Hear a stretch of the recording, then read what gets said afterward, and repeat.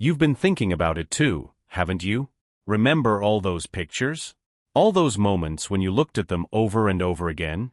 You wanted it just as much as I did, didn't you? I couldn't say anything else. I just watched as her robe slid down her body and fell to the floor, leaving her completely naked in front of me. Her body was perfect. Everything I had seen so many times in her pictures was now in front of me in person. She was perfect. Her breasts, her smooth stomach, her long legs, it all drove me crazy. Thank you for watching my channel. I create videos for your enjoyment. Please subscribe if you want to support my efforts, it's very important to me.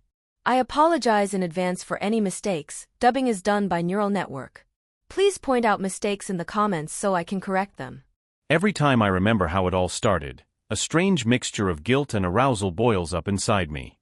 As a man who once prided himself on his willpower, I never thought I'd find myself in this situation. But if you've ever seen Eve, you'd understand. She was like sin incarnate, long slightly wavy dark hair, which she liked to gather in a careless bundle, as if in passing, and every strand of it screamed of hidden sexuality. Her slender body hid dangerous desire behind innocent dresses. And those random photos of her. When she sent the first one, I knew it was a mistake. But the more I looked, the harder it was to keep myself in check. It didn't matter that she was my best friend's wife. Desire clouded my judgment. Eva always knew how to play with fire. Our conversations with her often straddled the fine line between friendly banter and something much more taboo. She could lean toward me, laughing, and her scent, the tart aroma of some oriental perfume, was mesmerizing, stupefying. At first it was just innocent touches, brief glances, as if a casual correspondence about something insignificant. But each time it became more and more like something else. The first time she texted me was late at night when her husband was away on a business trip. A casual message, something like, "Bored alone, Michael, what are you doing?" Responded, of course, with a joke, "You're dangerous alone, Eva." To which she sent a photo. That was the first step. She was in her home clothes, wearing only a short silk robe, slightly open. The caption, "Not too dangerous." I stared at the screen, feeling everything turn over inside. Of course the photo wasn't for me, it was just a random moment, but somehow deep down I knew it was a trap. Every day it got more and more complicated. The next photo came already without any warning. Eva was standing in front of the mirror, this time in a tight dress, clearly going out to dinner with friends, but her eyes were on the camera, on me. "Do you think this dress fits me, Michael?" The message was ambiguous.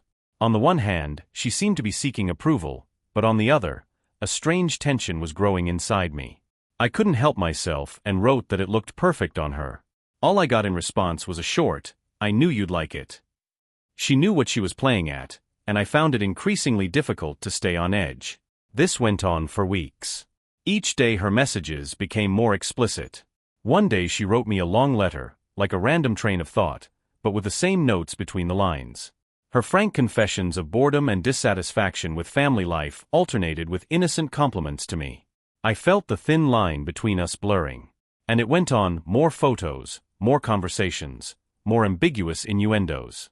One day we found ourselves at a party at a mutual friend's house. Eva was there, wearing a dress that literally emphasized every line of her body. She came so close to me that I felt the warmth of her body, but it wasn't just the closeness of friends. When she touched my hand, I felt the blood boil in my veins. All those pictures, all the conversations we'd had over the past weeks flashed through my head. I couldn't stop thinking about what she was doing. She knew I'd seen her random photos, knew I'd thought more of her than I should have. Every gesture she made, every touch she gave me was calculated, and I knew it, but I couldn't resist. Eva moved like a cat, sure of her irresistibility. Her every step, slow, graceful, mesmerizing, seemed to draw my gaze to her, making me forget everything in the world. That night at the party, she seemed especially relaxed. She had chosen a dress that perfectly emphasized all the curves of her slender body, satin dark red, with a deep neckline in the back, exposing her smooth skin, which seemed to glow in the subdued light. The dress was tight around her hips, hinting at the seductive secret hidden beneath the fabric, and ended above the knee, leaving her long legs exposed. She made no secret of her desire to be seen, and especially by me. I felt Eva watching me, her gaze sliding over my figure, making me feel that every detail of my behavior, every movement was part of her game. At some point she was close to me, too close again. Her hand, as if by accident, touched my waist as she whispered something in my ear. Her hot breath scorched my neck. "You're too tense, Michael. Relax." Her voice was quiet, almost purring, but each word penetrated straight into my consciousness. Relax? How was that possible when every cell in my body felt her nearness? When I tried to pull away, Eva only grinned, as if enjoying the fact that I couldn't ignore her. She continued the game, and I couldn't get out of this web. At one point, she carefully picked up her wine glass and took a sip, holding it in her lips a little longer than necessary. I couldn't take my eyes off her lips. Her tongue slid over the rim of the glass, and then she licked her lips. Eva knew what she was doing, and she did it like it was as natural to her as breathing. A few days after that party, she sent me a new photo. This time she was lying on the bed, on her stomach, her bare shoulders and legs exposed. The robe was barely covering her again, and there was something intimate about this picture. "Sorry, wasn't going to send it to you," it said beneath the photo. Of course she knew who she was sending it to. I stared at the screen again, feeling the hot tension under my skin. I was silent for a while, not knowing what to say, but finally I sent her a quick message. "Are you sure?" She replied with a chuckle, "Well, you're allowed to watch now." Her provocations became more and more explicit. One day, when we were texting again late at night, she started complaining that her husband had gone to another meeting with coworkers and she was bored. I knew it was just another ploy, but I couldn't help but play along. "Don't be bored alone. Michael is always in touch," I wrote jokingly. In response, she sent a photo of herself sitting cross-legged on the bed with her blouse open, as if she'd accidentally forgotten to button a couple buttons. Her breasts were almost visible, only the thin fabric hiding what wasn't supposed to be shown. "I think I accidentally forgot to button something," she texted, and it felt like a challenge. My heart beat faster, my hands sweating slightly. I looked at the phone screen again, at her bare skin, her flirtatious stare into the camera that seemed to invite action. "Seems like you should be more careful," I texted back, but realized I was already well beyond careful myself. With each of her new messages, I was sinking deeper into this game. One day she sent me a voicemail, her voice low, almost a whisper. "You've been thinking about me, Michael, I know you have. Tell me, how often have you pictured me by your side?" The question caught me off guard, and I didn't immediately find something to say. Her words were driving me crazy, making me replay all those pictures in my head again, all her smiles, her candid looks. Finally, the climax came the day we were alone in the house. Her husband was away again, and she invited me to help with some little things around the house. I knew it was a ploy, but I couldn't refuse. When I arrived, Eva greeted me in a thin sundress that emphasized her figure.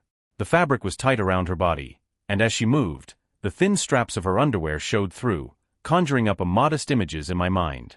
We chatted, trying not to touch the forbidden subject, but the air was saturated with tension. At one point, she accidentally dropped something on the floor and, bending over, deliberately delayed the moment, giving me a view of her shapely legs and the smooth curves of her body. She rose, meeting my gaze, and took a step closer. Now we were standing almost side by side. I could feel her breathing, see her lips open slightly, as if waiting for something. I knew I couldn't take it anymore. Seconds later, my hands were on her waist, and we merged in a kiss that shattered all the barriers built between us during those months of play. After that kiss, everything changed. There was no point in holding myself back anymore. Eva grew bolder every day, as if she sensed that I was on the verge, that my attempts to hold on to the remnants of morality were crumbling. Her every move, her every gesture, was well thought out. She knew how to influence me, how to break through the defenses I'd worked so hard to build around me. Her next attempt was much more daring and frank. We met again a couple days later, ostensibly on routine business, but it was obvious that something more was going on between us. She asked me to take her shopping, something trivial she said, but it was clear to me that her real goals were different. We walked into the store and she headed for the lingerie department, smiling as innocently as if it was the most common thing to do. But as she began to pick out lingerie, everything in her demeanor shifted. Eva was going through lacy bras and panties, clearly trying to make sure I didn't just notice, but watched intently. She pretended to consult me, but her phrasing was imbued with ambiguity. "Do you think this is pretty, Michael? Or is it too revealing?" She held up a tiny lacy lingerie that seemed only able to adorn her body for a moment before slipping away. I tried not to give away my arousal, but everything was boiling inside. She saw the way I was looking at her and only added fuel to the fire. Why don't I try it on? You want to see how it looks. Her voice was low, almost a whisper, and she deliberately leaned closer, touching my arm. I felt the heat from her touch and couldn't believe it was happening right before my eyes. Eva disappeared into the fitting room, leaving me standing in front of the mirror thinking about how soon I would lose control. A few minutes later she came out, as if deliberately delaying the moment. She was wearing the same lacy lingerie, thin, almost transparent, emphasizing her body. She stood in front of me as if she just wanted to show off her new clothes, but her gaze said something else entirely. She twirled around, turning her back to me, then turned around again, showing off every detail. What do you think? Does it fit? Her voice sounded like it was harmless, but I realized it was another ploy. I mumbled something like looks great, but she adjusted the straps with a laugh and I couldn't take my eyes off her bare back. I think this is the perfect choice for special occasions. Except the question is, what kind of occasions? She stepped closer so I could see her breathing quicken. Just as I was about to answer, she went back into the fitting room, but before she did, she gave me a look of desire and slowly closed the curtain behind her, leaving me to agonize over my thoughts. I stood there, trying to calm myself down, but it was all in vain. I knew Eva was doing this on purpose, and I was finding it increasingly difficult to hold back. After a few more days, she decided to take things to the next level. We were alone at her house again, her husband was at a conference, and Eva supposedly asked me to help her with some repair issues. When I arrived, she opened the door wearing one of the same thin robes that did more to hide than show, but with every movement the fabric still revealed her body. She wasn't wearing anything under that robe. It was obvious when she sat down on the couch and its floors parted, revealing her shapely legs almost to her hips. We drank coffee and chatted about something insignificant, but her every movement, her every glance told me that we were no longer just friends.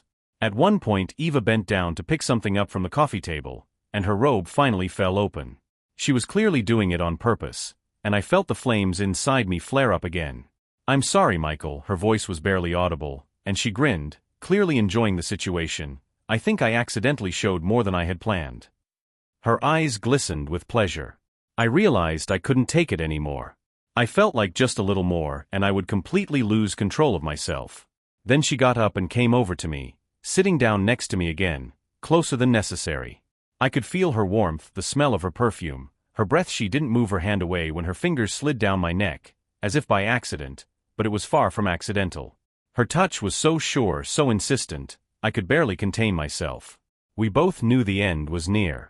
And then the moment she finally overstepped her bounds, when her lips came close to my ear, whispering, "I know you wanted this as much as I did," all my resistance crumbled.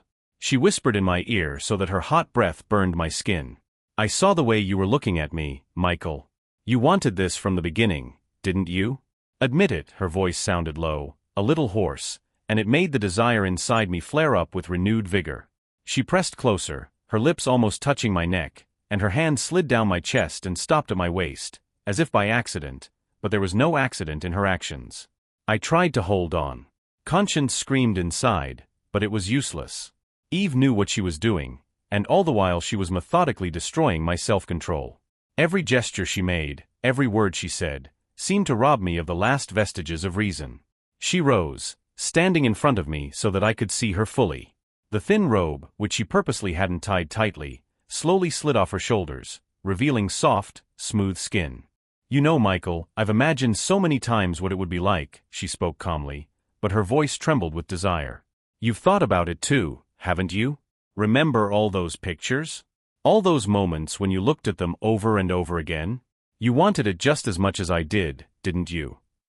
Her eyes sparkled with desire, and she took a step forward, pushing me to the edge of the couch. I couldn't say anything else. I just watched as her robe slid down her body and fell to the floor, leaving her completely naked in front of me.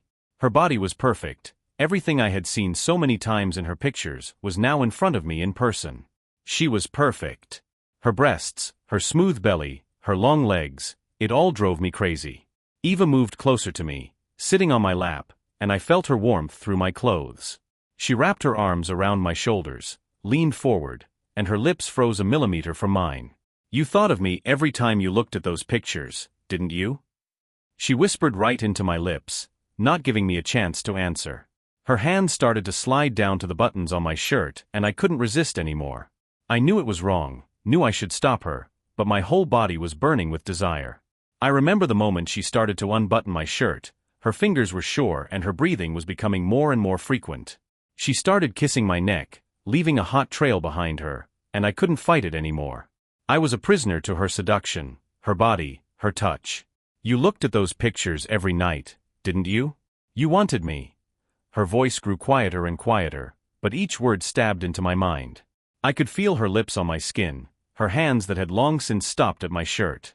She was brave, she knew she had already won, and her body was telling me so with every movement. When she finally forced me to surrender, it happened quickly. Her hands, her lips, her touch was greedy, as if she had been waiting for this her whole life. She took control, completely submitting me to her desire.